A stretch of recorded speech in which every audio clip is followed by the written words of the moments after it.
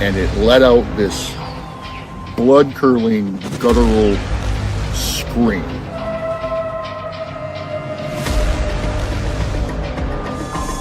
On the side of the road, he sees a deer carcass and something eating on it, which he thought was a bear. And as the lights hit it, it stood up. And, like, this gives me chills talking about it. He said it stood up and it had the face of a man.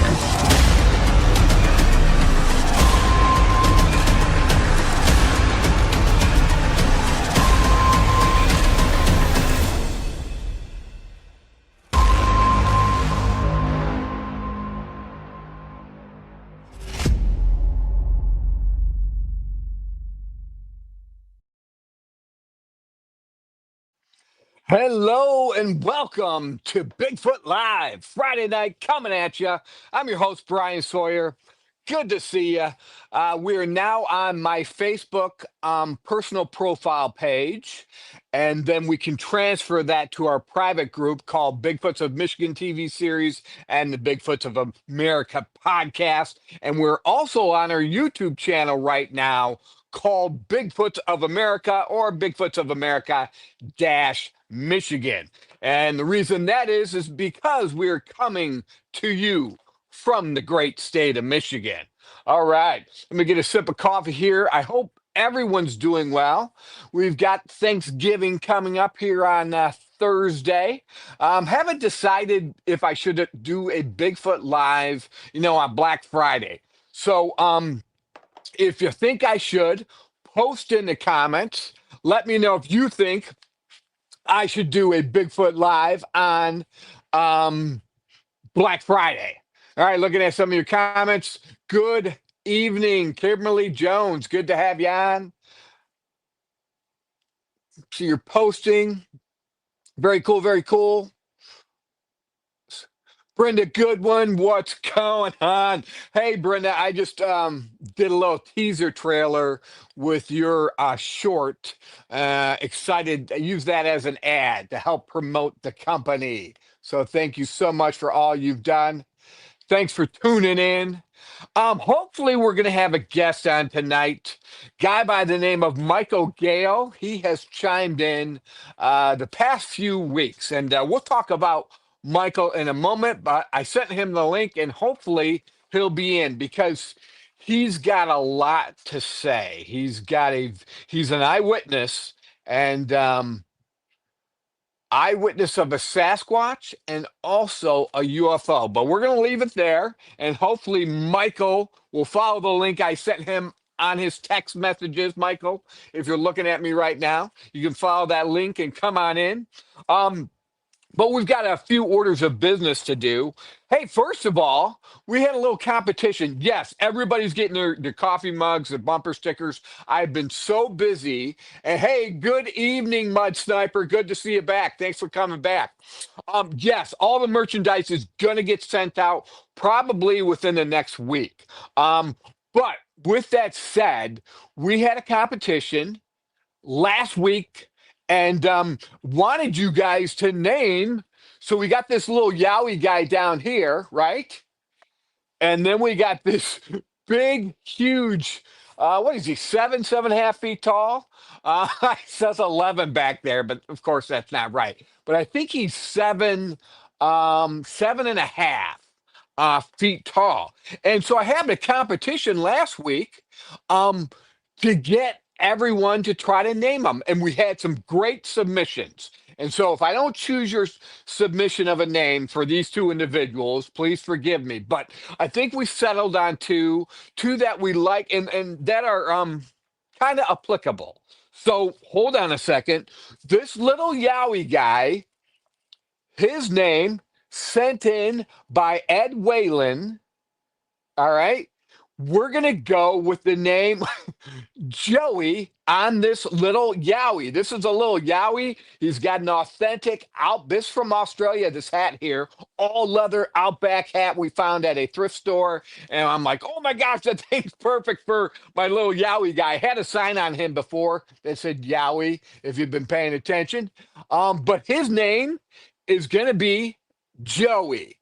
And that was a submission from Ed Whalen. Now, why Joey? You think, oh, that's just a normal name? Well, no. Did I save it here? Hold on a second. Actually, Joey, I'm going to look it up right now, is Australian.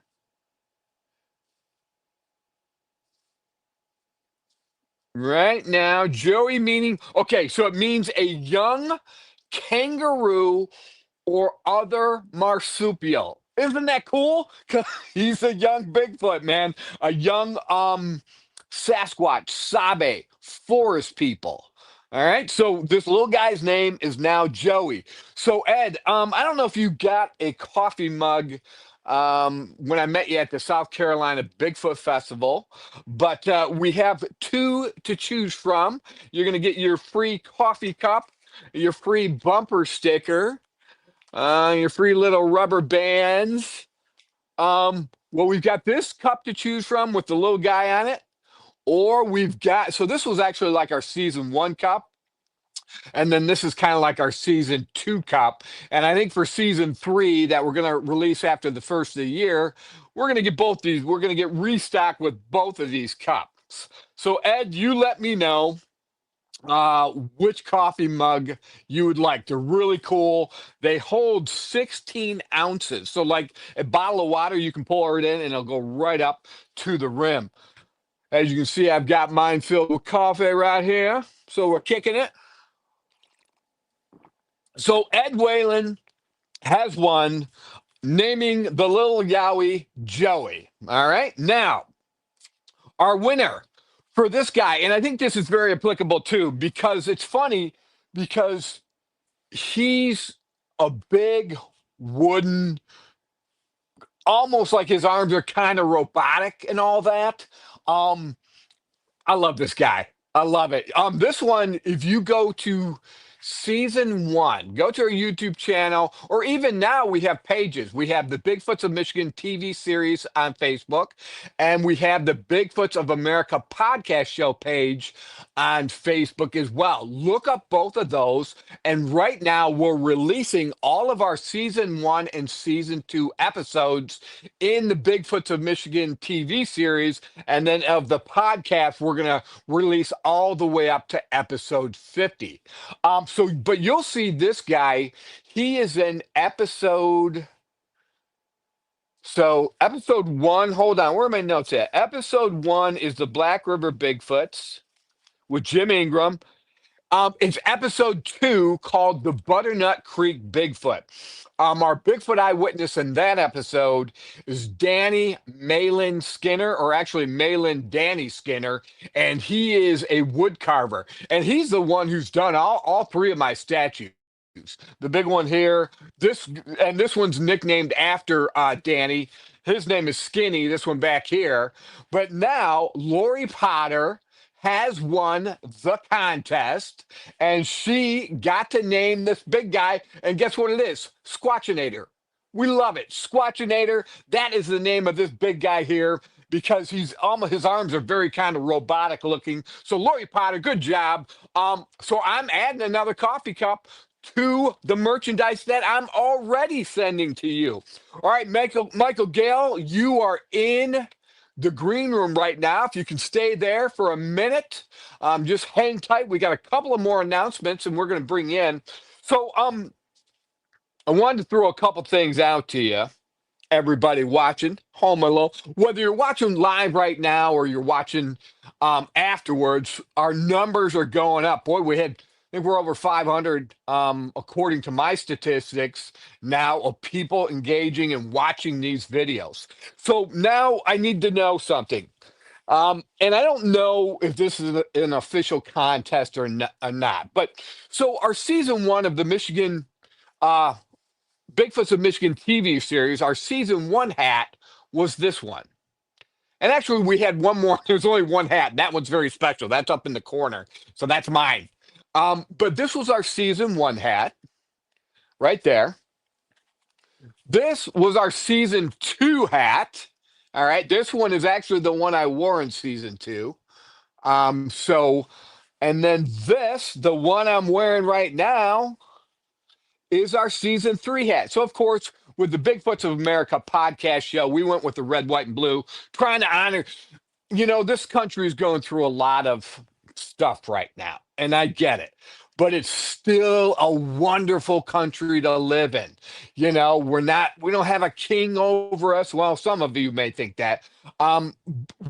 We have a lot of freedom, is the point I'm getting at. And so I really respect all of our veterans. In fact, Michael Gale, who's coming on in a minute, he's a veteran, boy. Heart of heart veteran, just a soldier, and he has my respect. And we want to thank him for the honor he showed this country by serving this country. But yeah, so we've got the red, white, and blue theme of seasons 1, 2, and 3, and we're trying to figure out a hat color for beginning of season 4, which will start filming in 2026 sometime. We're not sure yet. We've got a deadline of March 2nd. We have to have all of our submissions in with the studios. But yeah, so if you got a theme color in mind for our season 3 hat, let us know, because we got this from our supplier. This is actually a gold hat, but looks a little bit yellow to me on camera. Now, I love this gold edition, bomb gold edition, but I'm not sure if I want to make that the color for season 4. And then next year in 2026, we're going to get some more of these. This is the one that actually sold out the quickest, the ladies cap. So this one's the light camo with the pink stitching. You can do a light camo with the white stitching here. And then also there's a dark camouflage hat there that you can see there. And then for the Bigfoots of America podcast show, we have the red, white, and blue. Got one up on Skinny right now. But yeah, so these are some of the things we're going to go with in season 4. So if you want a ball cap, we'll have more in stock come March or April. But yeah, we would love to know, what theme. Let's see. So that'd be red. Let me think. Red, white, and blue. All right. So what color are we going to go with the season 4? So help us out with that. All right, so those are some of the announcements. Season 3, let's talk about that real quick, and then we'll get Michael Gale on board. So hang there, Michael, I'm almost there. Season 3, the episodes are going to be those town hall meetings we recorded last year. So if you're at that town hall meeting, we've got a ton of footage we've been sifting through, and those are going to be episodes 1, maybe episodes 1 and 2 of season 3. We interviewed people like Linda Pomeranke, Susan Moore, Donna Kopis, Brenda Goodwin, Nora Scott, and then we've got some other cool stuff mixed in there for season 4. So in fact, we're going to wrap up season 4. Guess what we're doing tomorrow? We're going out to the Grand Rapids area by the Paw Paw River. And let me talk about that for a second. Guess what kind of sightings have been out there? We're talking Bigfoot. We're talking Dogman. We're talking, look, I've got 2 eyewitnesses out there that have seen pterodactyls. One of those being Susan Moore, the other being Christine Lee. They have seen pterodactyls. They both swear up and down that they saw pterodactyls. They weren't storks. They weren't any other kind of birds. Now, granted, this was back in, I think, the 80s. But like Christine Lee said, there were multiple eyewitnesses to her pterodactyl sighting, and it was as big as a car. And that was in the Grand Rapids, Muskegon area. So a lot of weird stuff going on. And then along that I-94 corridor, you're running into Brenda Goodwin. You're running into what I call the Michigan Skinwalker Ranch. Brenda Goodwin's episode's coming up in season 3, and you all want to see that. Sasquatch sightings, Dogman sightings, UFO sightings, weird sightings by her mother, and her surrounding neighbors. So along that I-94 corridor, the Michigan Skinwalker Ranch, but also I've got another eyewitness who swears up and down. He saw a huge thunderbird. He said it wasn't a pterodactyl, it was a thunderbird. It was him, and then there are 2 other eyewitnesses, and it was the 9420 I-23 or Michigan 23 coming south out of Ann Arbor area. That thunderbird sighting, and this gentleman said, I don't have his name in front of me, I got it written down somewhere, but he said he believes he lost time when he had his Thunderbird sighting. So if this is all true, are people losing time? Is there some kind of dimensional shift? Are portals opening up when certain people get glimpses of these things?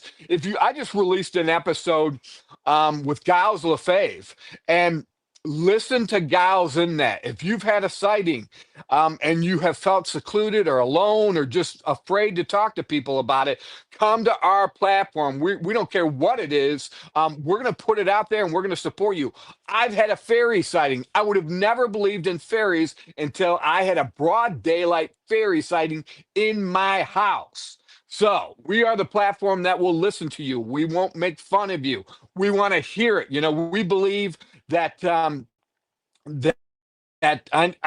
I believe the Bible even talks about that in the last days there'll be a lot of crazy things going on, UFOs and fearful sights, which is the word phobotron in the ancient Greek, which actually means monsters. So we like to connect this to the biblical narrative. You out there, if you've got your own narrative, that's your choice.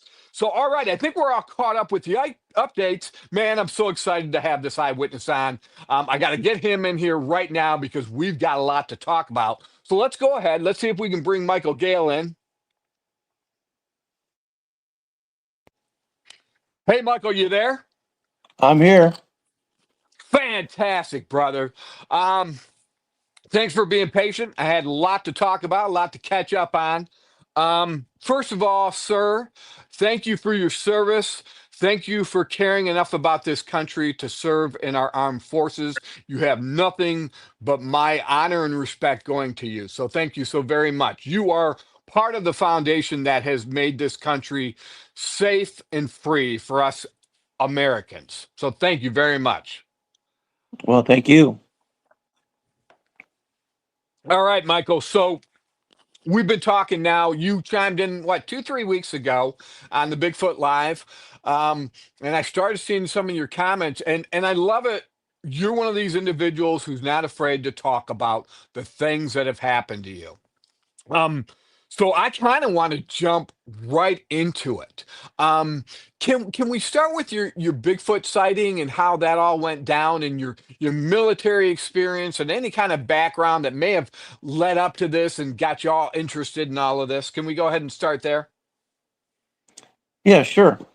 All right, go ahead, Michael. Been in the I was in the Army, and we were doing a training recon mission, and we got to a clearing, and so we rappelled down from the helicopter, and it was starting to get dusk, and but when we started moving deeper into the forest, it got darker and darker. So of course we end up putting on our night vision goggles, and there's 9 of us, and we're treading through, and it just got pitch dark. You couldn't see your hand in front of you. That's how dark it was. Good thing we had our night vision goggles.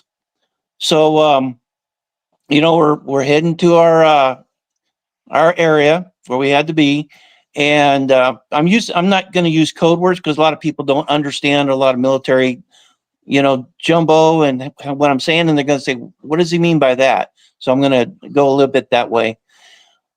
Anyway, so we're heading that way, and we wanted to take a break because it's real thick through there. You got the ferns, you've got fallen logs, you've got creeks, you've got all kinds of stuff. So it's hard to go through that stuff.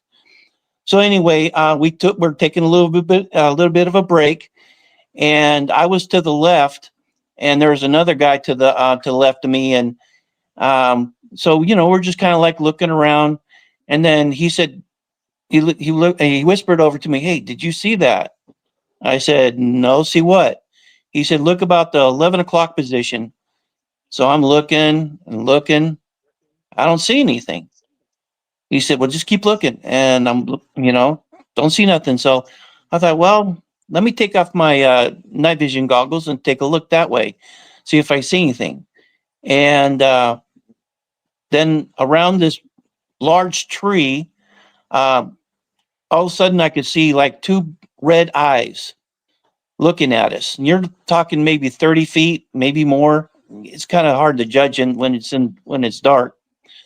And so then I put my night vision goggles back on, and I could see that there's a vision of a head peeking around the corner of this tree. And I go, what the heck? And I can tell it's big, but I couldn't tell, with not seeing the whole size of him, I could only see part of the head. So I, looked to my right, and I told my team leader, I said, hey, there's something out there about 30 yards, about 11 o'clock, my position. And he looked over there, and he's looking, and he saw it, and he goes, oh, that's Bigfoot. I said, what? There ain't no such thing as no Bigfoot. And he said, you guys are playing a joke on us or what? We don't know. And he said, no, this is no joke. That's Bigfoot. And he's watching us. And he says, as long as we don't move, as long as we don't, advance towards him, he's gonna leave. And just a little bit after that, he said that, he just started running through the forest like a track star.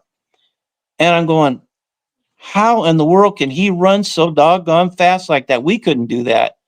And we're in excellent shape. There ain't no way we can go through there. You can hear the cracking and everything of him treading through there, but he didn't miss a beat. And then you could tell his body size because he was behind a tree, and he was big. I'm talking about 9 foot, and he estimate maybe 600 pounds. And he was tracking, and made me a little bit kind of nervous. I was going, we're not carrying no ammo because, of course, it's just a training mission. The only thing we have on us are K-bars. And, Wow. He said, just leave it alone. Let it take off. Let it do its thing. And then once it's clear, then we started moving on. Wow. Hey, So, when you saw the red eyes, were they now? I've got some friends up in the UP, married couple Kim and John, who have both had their own Bigfoot sightings. They're part of our season 1, episodes 5 and 6.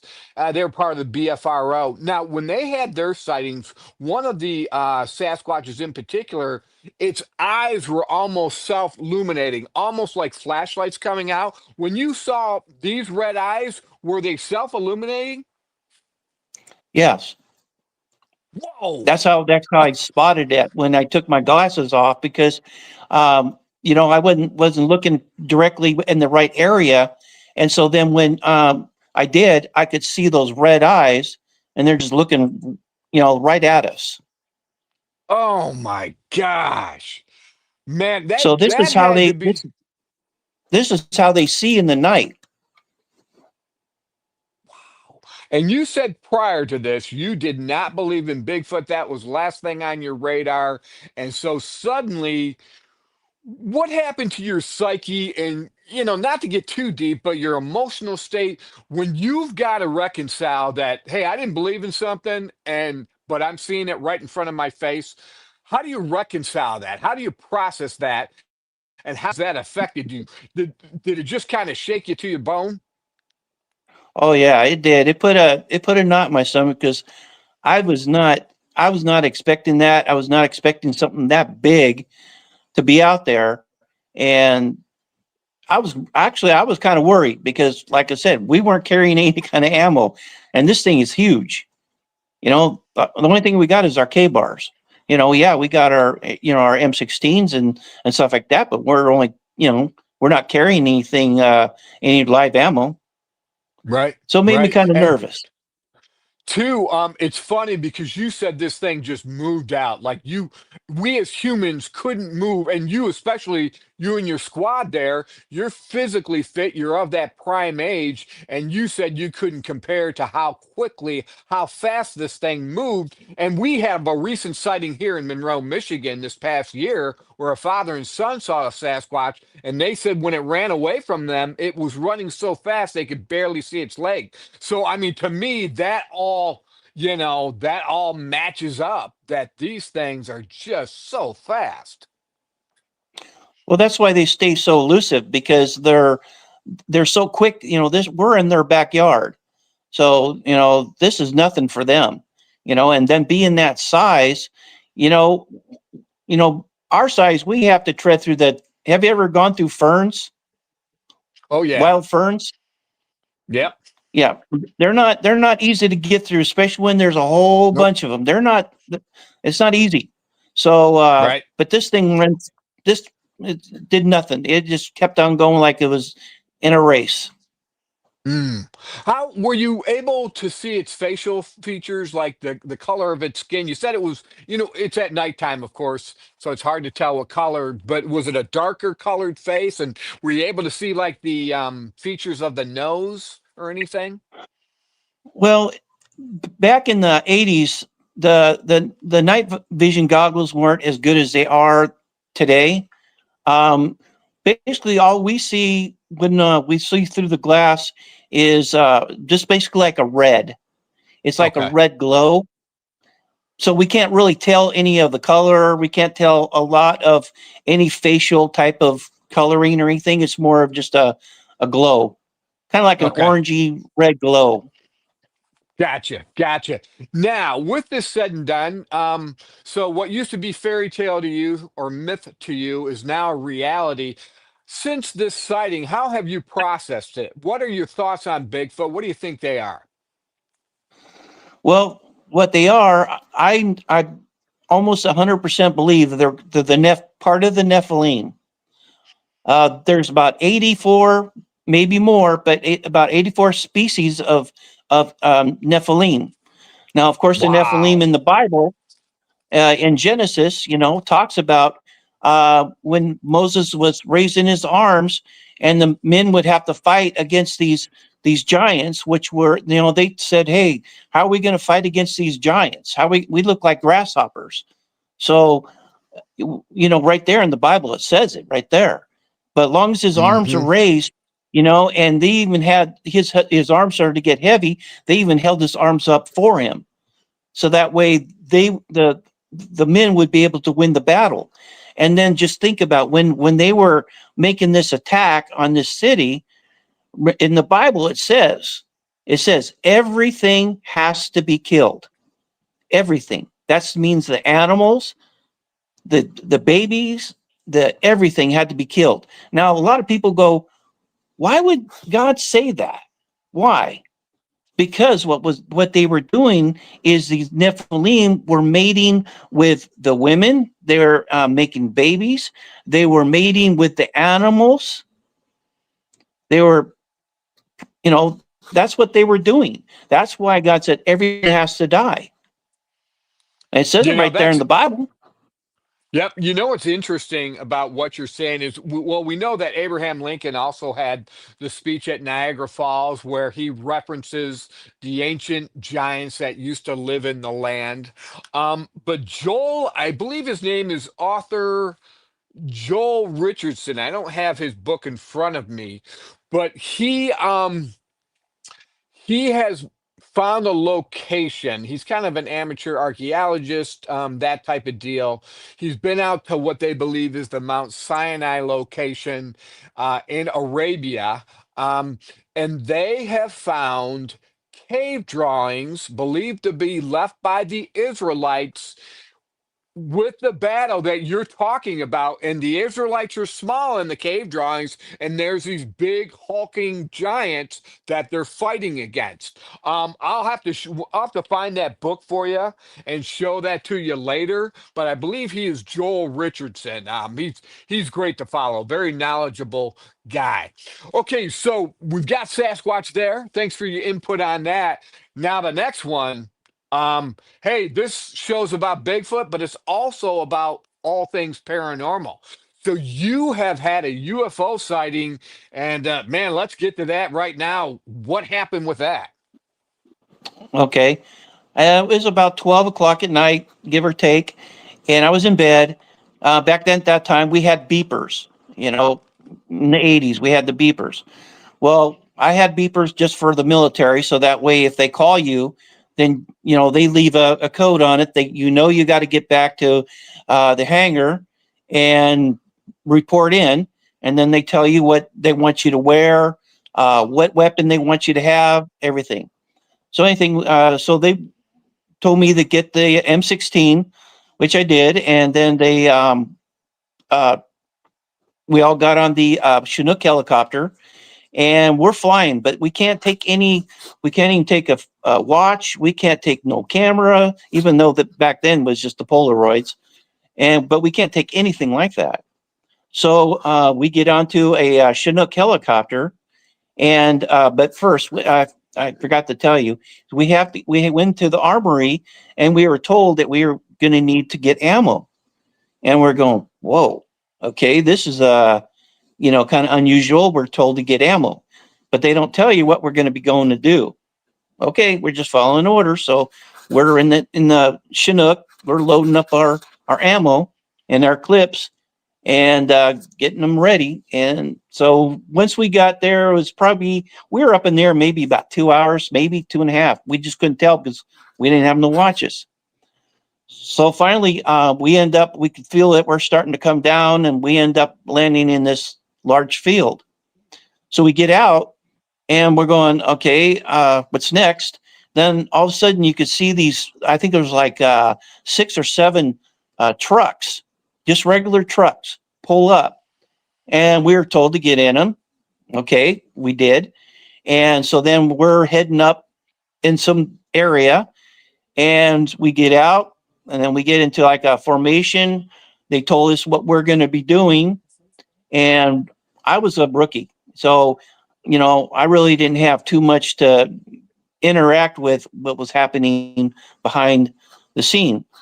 But my job was, we had 3 other guards at a road that had concertina wire across it. And we're given a code word that, if someone pulls up, they got to give us the code word back. And if they don't, well, then you got to tell them to turn around.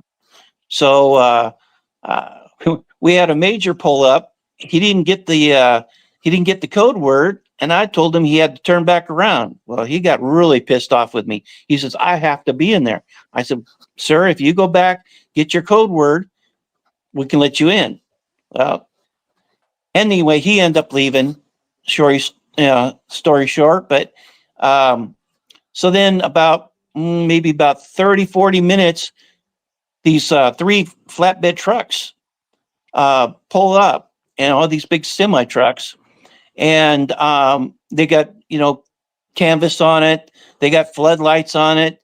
They've got one of them had like on the end of it like a crane on it, and I'm going, this is weird, but we don't know what's going on. So they gave us the code word.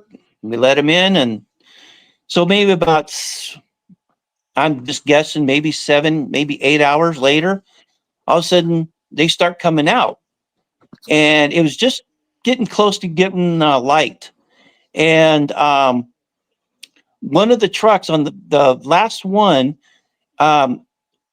there was a flap on the very back. It was flapping back and forth, and it may have snug on a branch or something, and it came loose. Well, I told the driver to stop so we can retie it up. Well, it was flipped over, and me and my partner came, other soldier came with me, and we're looking at it, and we're going, okay, now this is really weird. We could see there was a shape on there, and it was kind of like like an egg shape, but flatter. And it was probably about, I'd say, the thing was probably about maybe 15, give or take between 15, 20 feet long. And then the width of it was probably about maybe 14. So then we're standing there, and we can see like there's like a slit, like a 45-degree slit. And we can tell on one side there was nothing there, but you can see the bulge was there. And you can see all the way back to the back of the bed of the truck. But then the other half looked like liquid mercury, but it was like a jello, and it had like a little wiggle in it. Like if you touched it and it had a little wiggle in it. And we're going, okay, now this is really weird. And I said, you see that? He goes, no, I see nothing. I see nothing about it. Nothing. He didn't want to acknowledge it. So I said, all right. So what I did is I took the canvas, pulled it over, we tied it up, and told the driver to get going, and that was it. And he says, I'm not going to say a word about this. I'm not saying nothing about nothing I saw. So that's where it left. Wow. So this thing was translucent. So when we first talked about this the other day, this is the kind of stuff that blows my mind, but yet you go, yeah. So this thing was translucent. And the first thing I thought about was the movie Signs with Mel Gibson and Joaquin Phoenix. And it's about, yes, how these things can cloak. Hey, Bigfoot cloak as well, but how these spaceships can cloak and you can see right through them. So if you're just looking up in the sky or you're just kind of glancing with our perspective, we miss seeing these kind of things. But here you have it on what, a flatbed truck, and you get a close view of it. You weren't able to touch it or anything, were you? No, Probably we didn't wouldn't want even think to. about trying to do that. Yeah, yeah. I uh, mean, gee, if the one side was Mercury or something like it. So what is that, man? So some kind of I have no idea. I'm just throwing it out there. Maybe that had to do with the propulsion system. Who knows? But we're it's talking high tech part of their beyond maybe our part of their understanding. cloaking system. Maybe part of their cloaking system. So when it hit the ground, maybe it did something. So only half of it was being shown. Ah, gotcha. Damage caused half of it to be shown. Right. Fantastic. Oh my gosh. So hey, which happened first? The Bigfoot sighting or the close encounter? The UFO. I was Okay. pretty So much a rookie. I'd only been in maybe in the unit maybe a little bit, maybe 9 months after I got out and did all my training. Then I was in 9 months, so I was still a greenhorn. okay.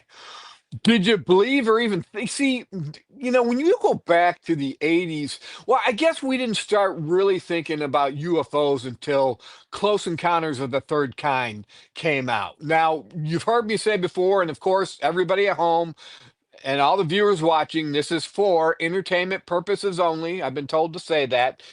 This is for entertainment purposes only, but I've heard through the grapevine that Steven Spielberg had a briefing by the CIA, and out of that briefing came two movies, Close Encounters of the Third Kind and E.T. Except the derivative in E.T., which was different, was that the alien didn't heal you, it killed you. It basically disintegrated you. Um, was aliens or UFOs on your mind before you were standing there right in front of a UFO looking at it? Well, when I was a kid, I was in my teens. I was about 16, and I was sitting in my room, and I was just kind of like looking out my window, listening to some records, and just hanging out in my room. And I was looking out, and it was at night, and all of a sudden I seen like this red ball up in the sky, and I go, "What in the world is that?" So I went running downstairs, and I said, "Mom, but there's something outside, and it's got a red that there's a red ball out there. It's just sitting there." And so, of course, we don't got our cameras. We don't have those. We had Polaroids and stuff, but unless you had those expensive ones, but we didn't have none of that. So anyway, we go looking out there, and she's just looking at it like, what in the world is that? And that's the first time I ever seen anything of a UFO when I was a kid. Now, I didn't know what it was. All I knew was there's a red ball out there, and I don't know what it was. Right. You've And that gotten was the some only time. pictures. Okay, the only time you thought about aliens or UFOs prior to your actual, standing in front of one looking Right, at it. So, right. yeah, I'm trying to remember. So this, you said it pretty much filled up the flatbed truck. Would you say 14 feet across? Yeah, it was about 14 feet wide. I'm saying maybe it's an estimate, maybe 20 feet long. I don't know. It was hard Okay, to tell. gotcha. Underneath the And cloaking. then it was Um. kind of like an egg shape, but it was a little bit more flatter. Oh, gotcha. I got that's the point I got to write down. So you've also sent me some pictures, and I'll add these later to this video. I got to edit them in, but I did want to show the folks at home, um, especially this one in particular. And to me, uh, explain this photo a little bit. Can you see it? Okay. Yeah, kind of a So shine, what? but yeah, we see it. Yeah, yeah. So tell us about this photo here. Okay, me and my wife, we went to go take a walk at the park, something we love to do. And my wife was just looking around, and then she was looking up in the sky, and she goes, "Mike, what's that?" And I said, "Yeah, I don't know." And so at that time I had my phone with me so I could take a picture. And so I got a picture of it, but it was higher up than what that picture is. But I zoomed in on it without it distorting. But Hmm. that was up pretty high, and it was just glowing. Yeah, like exactly like that. But just glowing. And so I got that one, but then after that, it just like zipped off, like almost like looked like it disappeared.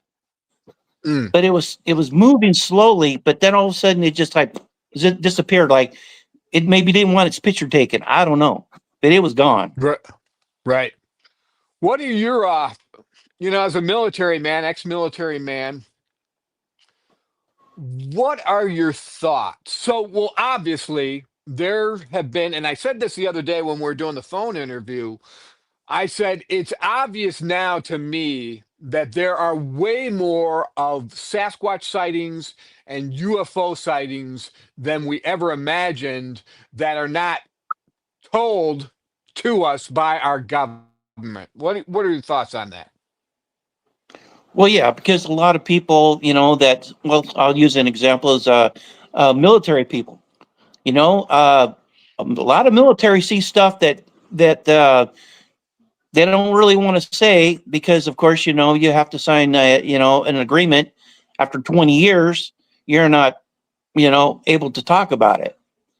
But people that have passed that 20 years and feel like, okay, they can be comfortable enough where they can come out and talk about it, um, they need to. Uh, because everybody needs to know what's going around in our country. It's just not, you know, people want to know and know what's going on because we don't know what the plan is, what their plan is doing. Because they're Nephilim, and people just need to be aware. And now So with you people having the cell phones and these cameras, even on your uh, when you're traveling in your car, people can get them right there on the dash. So it's not so easy for them to be, back in the early days, it wasn't like that where, you got some pictures, but now it's just everywhere. Yeah. So do you believe I had heard one time, so I always say this to everyone, everyone at home watching this, you've got to decide what you think aliens are. For me, I have heard this narrative that, well, this is pretty deep. This is pretty deep. I don't know if we have enough time for that. But Michael, what are your thoughts on aliens? Who are they? What are they? Where do they come from? Well, they're part of the Nephilim. You've got different species. You got the grays. You got small grays. You got the tall grays. You've got the reptilians. You've got the Pleiadians. You've got all different species. And what happens is you got to remember these were angels at one time. They were in heaven. They make Einstein look like a 5-year old. They are smart, smart, smart. So when they came to Earth, of course, they knew how to make these crafts and do the things that they've done, which a lot of people I'm sure have seen a lot of uh, artifacts of buildings and things of where they built things that can't be even explained, like the pyramids. How did they do that? How did they move those big blocks like they did? We couldn't do that today. So how Right. did they move those? Um, Right. a lot of other things like what happened in these huge blocks. They'd have to have a huge ship even try to even move that. How did they move these from one area across the sea and bring them over to another area with that doesn't have any kind of they don't have any kind of rock like that. So how did Right. they do that? Yeah. Did I So show you? I told you a couple other military men, special forces got a hold of me, um, who had encountered a reptilian or what you might call an insectoid. They actually named it a praying mantis man, and they got a picture off of it. And I've shown this before, but I wanted to show you. You get it up to the camera here, and I'll send this picture to you. But you see this creature here? yeah, Think a LeBron James type physique, okay? Tall, muscular. This brush pile in front of him, they measured to be 6 feet tall. That's a giant right there. It has a right, they said it had a triangular head with a rectangular forehead. And when their truck came up on it, this one individual's truck came up on it, it jumped 30 feet in the air and um, ran across a frozen swamp. Now, this individual, when it followed it, I've got footprints of it too.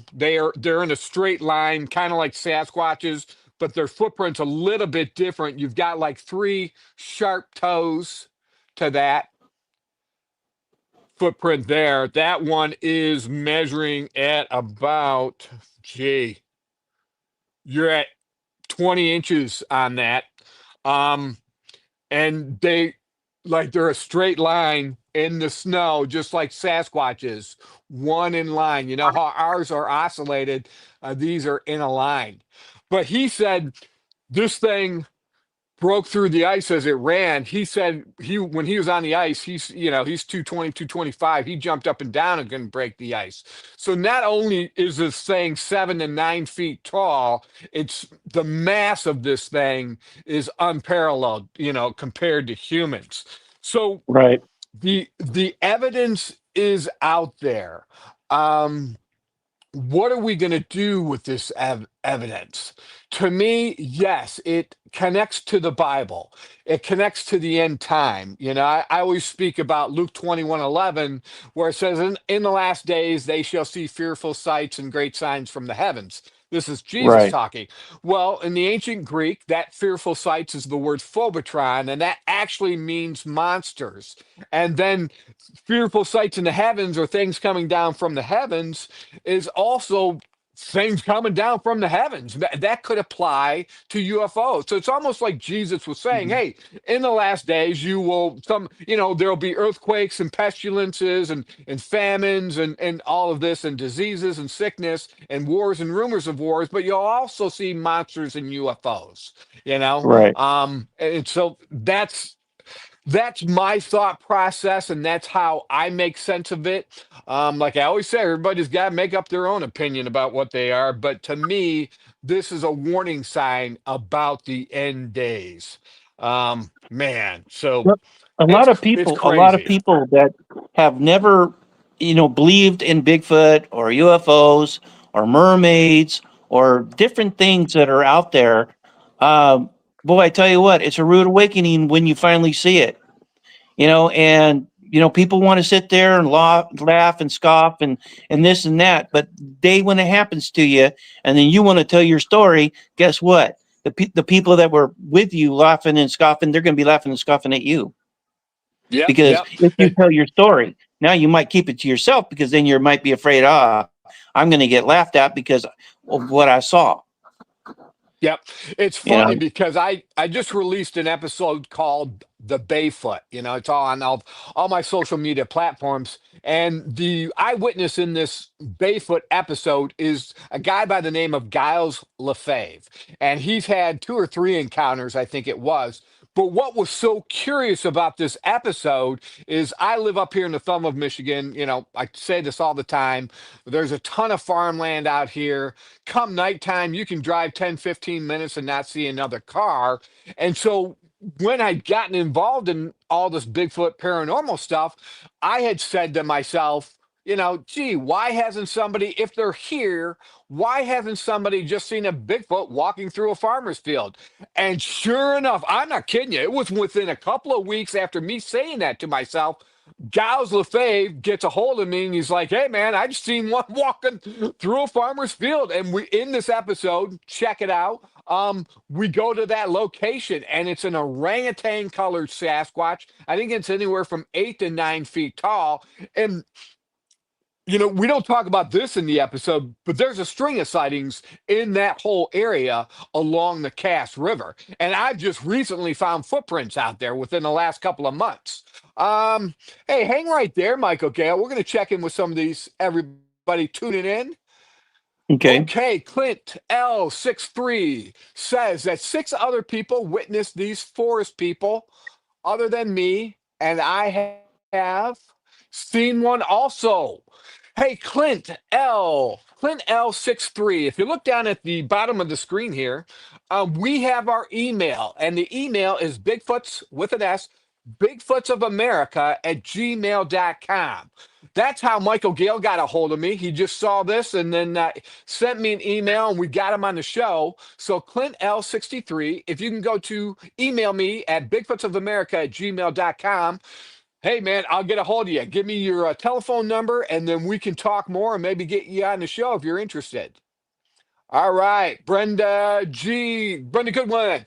The government treats us like mushrooms. They keep us in the dark and feed the bullshit.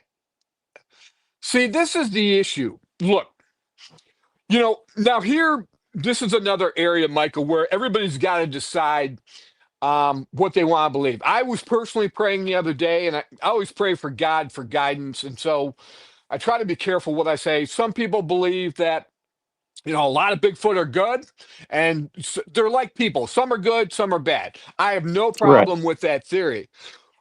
I was thinking, though, yeah, to me, that makes sense. But then I also, Michael, after that prayer session, I thought about Jonah and the whale. And if you think about Jonah and the whale, that whale was just going, or that great fish was just going about its business until God called on it to swallow Noah or Jonah, I mean. So yes, God is in total control of what I'm saying. So even if these are the offspring of the Nephilim, generations down the line, and we have so many different kinds of even just Sasquatch. I always say this, it's like dogs or insects. They're different kinds, different breeds of dogs, so there's different kinds of Sasquatch. So yeah, Right. but yes, my point is Brenda Goodwin just said all this. Yeah, and that's a shame because too, if the CIA is briefing Hollywood, Steven Spielberg or others, and then that's how we're getting some of our information, like the Predator movies, and in there the Predator cloaking. Well, there's your UFO encounter, Mike. There's another sign, road sign pointing to why Bigfoot cloaks, that maybe they knew about this and they put that in the Predator movie. All right, Jerry Lentz, great show. Jerry says, Jerry Lentz, man, good to hear from you. Nora, what's going on? So Nora Scott, she's on here as Nora5346. She is one of our season 3 episodes, man. Can't wait to get her episode out. Love her perspective on everything. Okay, thanks for chiming in, Nora. We're just looking at everybody. All right, hello all. Private message you. All right, Ed, we can do that. Thanks everybody for chiming in. Jason Finch, what's going on? Good to see you, brother. All right, good to chime in with everybody. Hey, Michael, we Yeah. still got about 7 minutes. Is there anything else? Oh, you know what? You sent me some pictures because this is an area where I know nothing about. So let's talk about this for a minute. I'm kind of late to the game, and I don't mind admitting that. I'm late to the Bigfoot scene. I'm late to the UFO scene. Part of the reason is, I was a single dad out there raising two boys and going to work every day. And I work for Ford Motor Company, and I'm inside a plant with no windows. All I see is cement and steel everywhere. And it's not till the past 3 years that I've gotten out into the world, gotten out into the woods, and I just fell in love with it. And then I'm a people person and I love talking to people. So putting this all together, one of my hobbies as an actor and a filmmaker, I said, you know what? We're going to go ahead and make a show on all of this. So I'm late to the game, and you have a picture here of Planet, what is it, Planet X or something? Yeah, Planet X. All right, talk more about that because I don't even know what that's all about. Okay. Nibiru, is it the Nibiru? I can't even say it. Nibiru, well, what they call it Nibiru. The scientists, they have a long name for it, but the short way to say it is Planet X. Okay. And what is Planet X? What is that whole thing about? Well, it's a planet that has come into our solar system, and it's basically connected to the sun. So what it's doing, it's rotating around the sun. It rotates at the 7 o'clock position, then it rotates and it goes up to the 1 o'clock position. And what it does is it rotates around that about every 32 days. It goes around and then goes behind the sun, then it reappears at the 7 o'clock, and then it'll come back around. There you go. It's just the opposite side from that. Right, But right. that's what it does. Okay. So you're saying this was Planet X right here next. This is the sun, and this is Planet Correct. X. Correct. Okay. And what's the purpose of Planet X? What I mean, Well, nobody knows what it. All it is. It's just a planet that has just taken uh, the sun, and it's traveling around it. And every time it's traveling around it, it starts to move closer, and further and further out. So scientists are kind of worried about this thing because once the sun releases it, what direction will it go? Will it get too close to Earth? If it gets too close to Earth, it can cause a huge calamity. It could cause earthquakes. It can cause tidal waves. It could even make the Earth even shift. That's how if it gets that close, and then if it shifts, it's just a catastrophe. And then it also is behind it. It's trailing a lot of smaller objects, like with it. So if it gets thrown at us, and one of those objects hit the Earth, it just set the Earth on fire, explosion, and everything. So hmm, they're keeping a close eye on it. So that's what this is. okay. All right, Michael. So in the bigger picture, why do you think the government has hidden this information from us, whether it be about Sasquatch, whether it be about UFOs or this Planet X? Do they just think we can't handle it? Is that it? Are we too busy raising our children? And and that's a true note, though. On the flip side, it's hard enough just to get through every single day when you have a family and you have to go to work and all the cares of the daily aspects. But what are your thoughts? Is that why they just think we can't handle this kind of information? Well, that's one. And then two, if they would come out maybe with the information, how people are going to handle it. Is there going to be mass panic? Is there going to be looting, robbing, whatever? I don't know. But they're in fear of something that is they don't want us to know because maybe how the people will react. Look what happened Yeah, when the toilet paper thing out. Everybody was running to the store to go buy toilet paper. Remember right, that? right. Yeah. Panic. So probably, yeah, that I mean it does make sense. I have to admit there, you know, people just might not be able to handle it, and some people don't want to know. And the two, you got Yeah, to too. respect that. Hey, if you're a mother, a single mother out there, and you're just trying to make it through the day and raise your kids and all that, I get it. The last thing you need is all this stuff on top of your daily routine. Hey, Michael, I had gathered some information, and for those of you at home, Michael's a Christian, I'm a Christian. And like I always say, you have your right to believe how you want to believe. But I have found some information that I just want to reiterate right here on this podcast about why we believe that these things are possibly from the line of the Nephilim. And so I want to read some basically verses from the book of Giants, which is from the book of Enoch, which was found with the Dead Sea Scrolls. So there's a procession. So everyone at home, just hear me out. You don't have to agree with me, but here's some documentation and hear me out. So from the book of the Giants, and this is just a brief summary, it starts with number one, 200 angelic beings called watchers, like a watcher class of angels, made a pact to defy God and descended to earth on the Mount Hermon in the days of Jared. Then it says, too, that they took human wives and had sexual intercourse with them. Their wives then gave birth to hybrid giants. The watchers then taught their wives and children the secrets of heaven, and the human race was beguiled by the forbidden knowledge.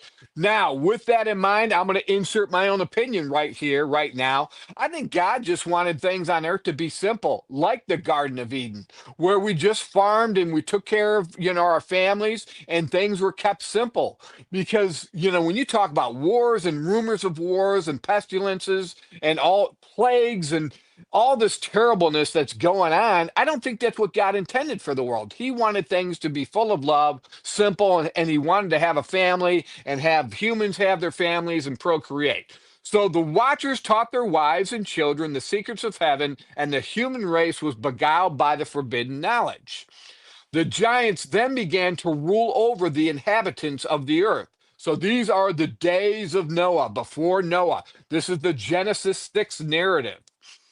Then it says, verse 6, that the watchers chose animals from diverse species, also 200 of each kind, in order to copulate with them to progenerate genetic aberrations, kind of like Right. perversions. So there was a big falling out with God. There was a contingency of watcher class angels that made a choice to defy God.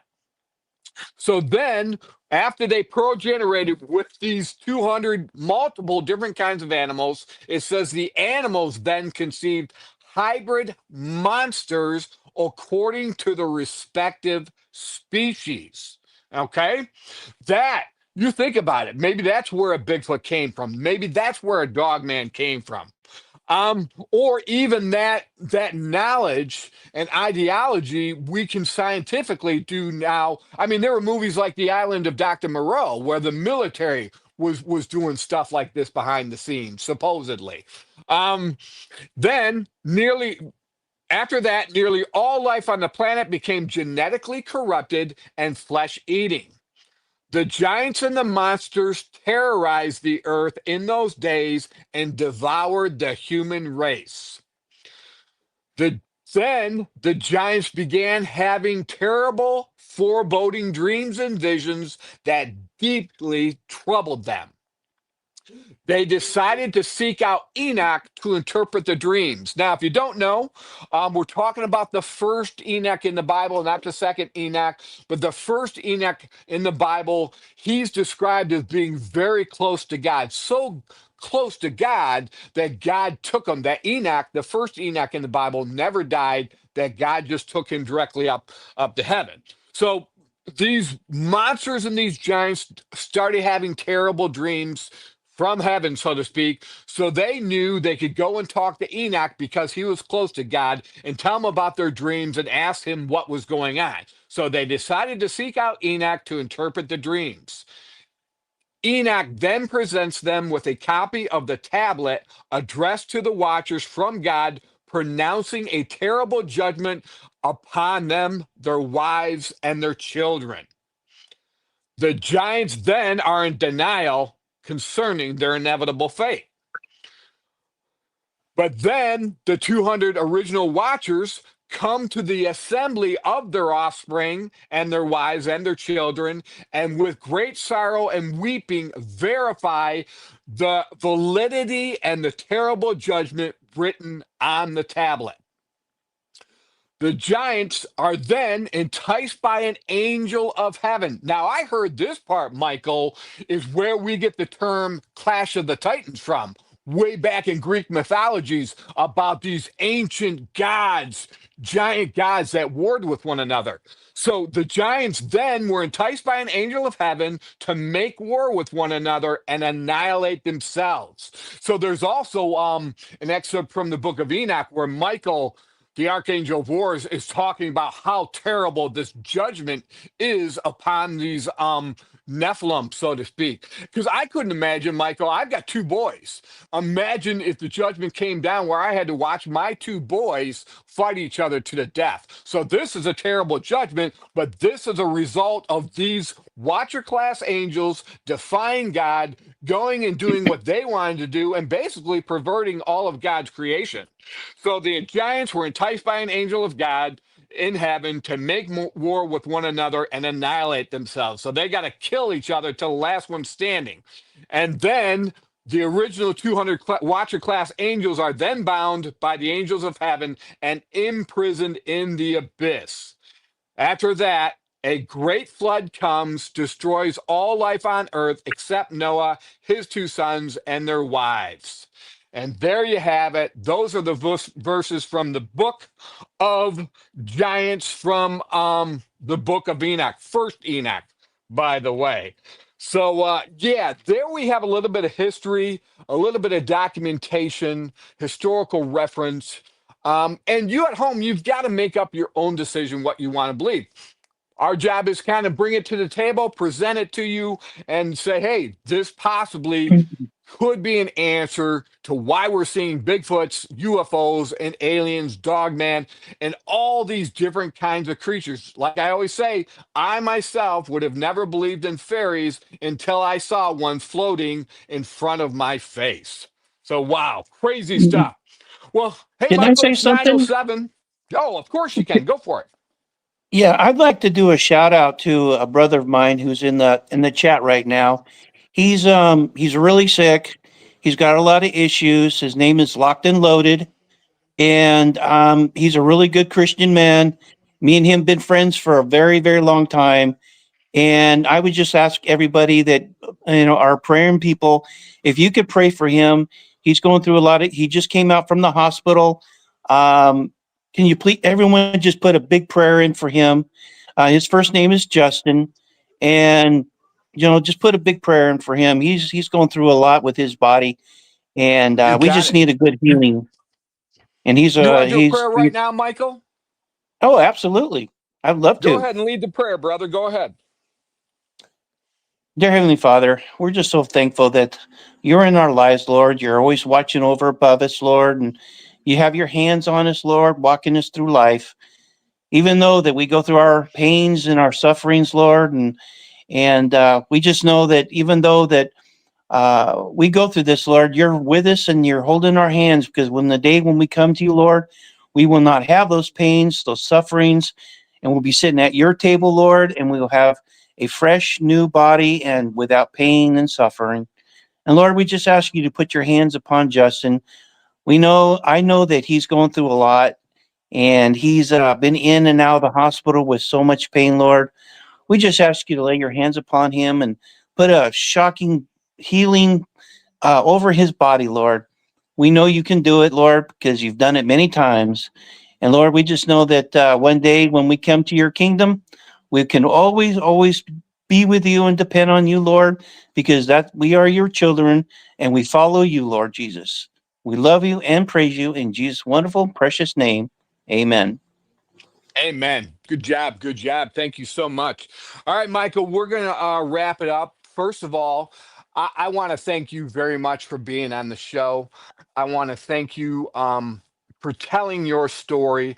It's so important for so many of us to hear that there are other eyewitnesses out there and that the reality of these things is something that shouldn't be hidden. So I just want to thank you for being on the show. And with that said, is there any place where people can get a hold of you at? Actually, I don't have any kind of place to get hold of me. I'm pretty much I stay pretty much in the dark a little bit. I don't come out and have a channel or anything like that. I pretty like to stay in the dark. Um, Okay. but I do enjoy coming on someone's show, telling what I've seen, what I've experienced, and that's pretty much about it. I'm not that type of person that likes to come out and do like what you're doing, or do like Okay. what or like Locked and Loaded Justin used to do. He used to have a show, and that's how we end up meeting a long time ago. I mean, we stayed friends for all these years. But it's just something me having a show, nah. But Okay. I like coming on. But one more thing Awesome. I would Well, like to say for people to do some research on, we didn't have touch bases on this. Everybody check out the Kandahar Giant. That was over in Kandahar in Afghanistan. Everybody check that out. That's a true story by a guy I knew in the military, which was a friend of one of the guys was there. So check them out and do your do you research want on to it. Go on YouTube. I kind of run the show here. Do you want to go ahead and tell that story? We got, we can take another 5 minutes if you want. Yeah, I'll take another 5 minutes with that. Hmm. Um, what happened was in Kandahar in Afghanistan, a special force unit went out to do their patrols, whatever, and the caves and everything like that, and they never came back, and it never was reported. They didn't come back, so they end up spending another team out to go look for them. Well, they end up getting too close to this one cave, and they noticed that there was human bones, military uniforms on the ground. It smelled really, really bad. And then all of a sudden, this large 13, 14-foot giant come running out of this cave, had long red hair, had a large spear, and it was very fast. And it speared one of the soldiers and picked him up. And so then they started returning fire on this thing, and it wasn't dropping. And these guys were using saws, they were using, the weapons, but it wasn't dropping. So then the team leader said, "Aim high." Aim high means when you're doing a headshot. So the guy that was holding the 60, the saw, lifted it up and started going for the head. Well, when he started going for the head, then it made the giant drop. And so what they did is they end up taking this giant and they picked it up with a Chinook and taking it to wherever they were going to do study on it. But Wow. everyone check out it's called the Kandahar Giant, and you'll see more about it.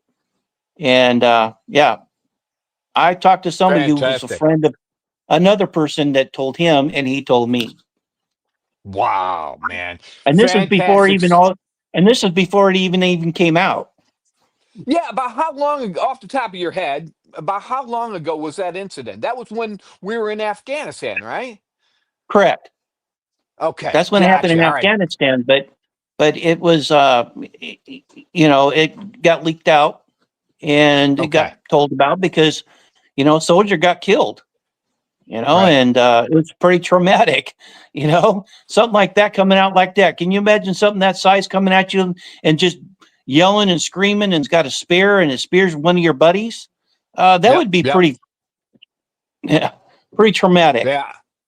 Yeah, I know my oldest son, I've said this before, he kind of giggles and says, "Oh, you just do the whole Bigfoot thing because you're getting older, about to retire, and you need something to do." Well, yeah, I'm sure that's partially true, but I want the truth out there. I want you to know if you're out there and you're in the woods and you're in the back of your mind, you're prepared that if a Bigfoot steps out in front of you, your whole life isn't destroyed, psychologically speaking. If you see a UFO in the sky, you aren't emotionally distraught to the point where you can't function in everyday life.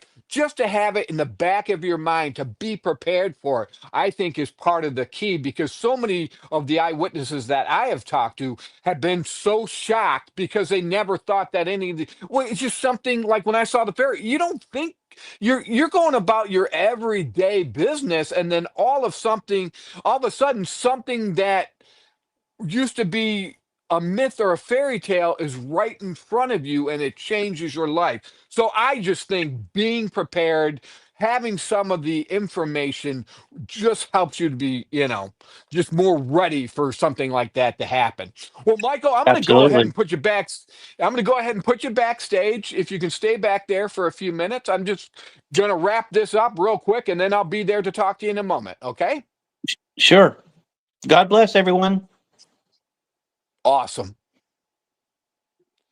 All right, everybody. We went a little bit long on this Friday night Bigfoot Live, but thanks for tuning in. Um, we hope you enjoy the information that we're trying to share with you, that we're trying to just kind of shake things up a little bit, stir the pot, so to speak, get some of this information out there. And yeah, in a way, it is a form of entertainment, but on the flip side, it is some serious business. So, everybody at home, thanks for tuning in. If you want to get a hold of me, you can get a hold of me at bigfootsofamerica@gmail.com. If you want to help me out, just like and subscribe to our YouTube channel. And then also you can hear our podcast show on also Apple Podcasts and Spotify. And then, of course, right behind me is the Channel 12 TV network. That is a streaming platform like Amazon Prime or Hulu, and you can subscribe to that. That is $9.99 a month. But that's where you can find all of the Bigfoots of Michigan TV series and the Bigfoots of America podcast show. We are putting all that information out there right now, season 1, season 2, because early in 2026, we're going to be releasing season 3. And then in 2026, we're also going to be traveling. We got a couple of different locations where we're going to have town hall meetings where you can come out and meet some of those eyewitnesses. You can meet me. And then if you have a Bigfoot or paranormal experience, you can get up in front of a live audience and share your encounter. You're with like-minded people who are there to support you. So everybody at home, thanks for tuning in to Bigfoot Live, and we'll see you next week.